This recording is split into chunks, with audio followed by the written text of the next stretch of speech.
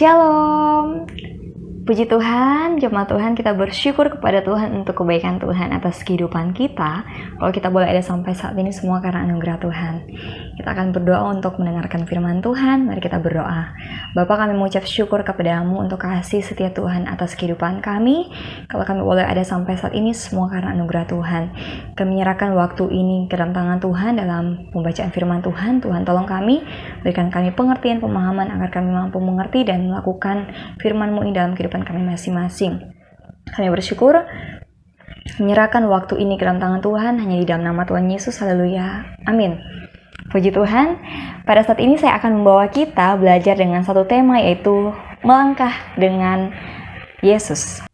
Pastinya ketika jemaat Tuhan mendengar tentang tema ini tidak asing lagi di telinga kita semua. Dan pada saat ini kita akan belajar dalam satu bagian firman Tuhan, yaitu Keluaran pasal 33 ayat 12 hingga ayat yang ke-23. Saya tidak akan membaca keseluruhan dari teks ini, tetapi jemaat Tuhan bisa membaca di tempatnya masing-masing. Teks ini merupakan percakapan Musa dengan Tuhan. Pada pasal sebelumnya itu berbicara tentang peristiwa anak lembu emas. Dan di pasal ini berbicara, khusus pada pasal yang ke-33 ini berbicara permintaan Musa agar Tuhan senantiasa menyertai mereka.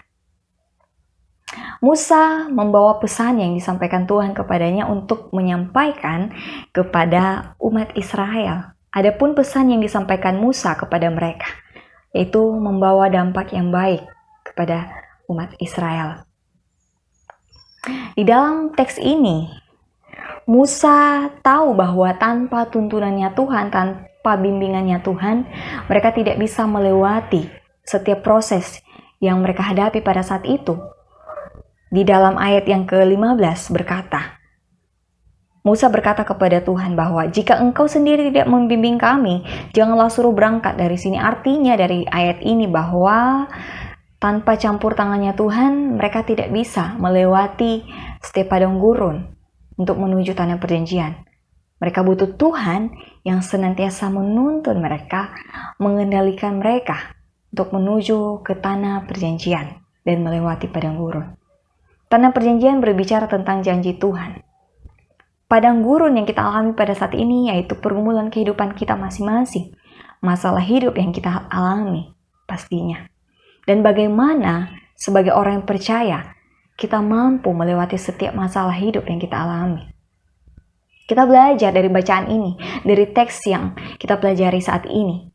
Itu kita melihat dari contoh, dari teladan Musa. Dia meminta kepada Tuhan agar Tuhanlah senantiasa menuntun mereka. Tuhanlah yang senantiasa menyertai mereka. Dia membawa umat Israel untuk menuju tanah perjanjian. Adapun ada beberapa hal yang perlu kita ingat dan terapkan atas kehidupan kita. Kita melihat pada bagian 12-14, saya akan baca. Lalu berkatalah Musa kepada Tuhan, memang engkau berfirman kepadaku, suruhlah bangsa ini berangkat.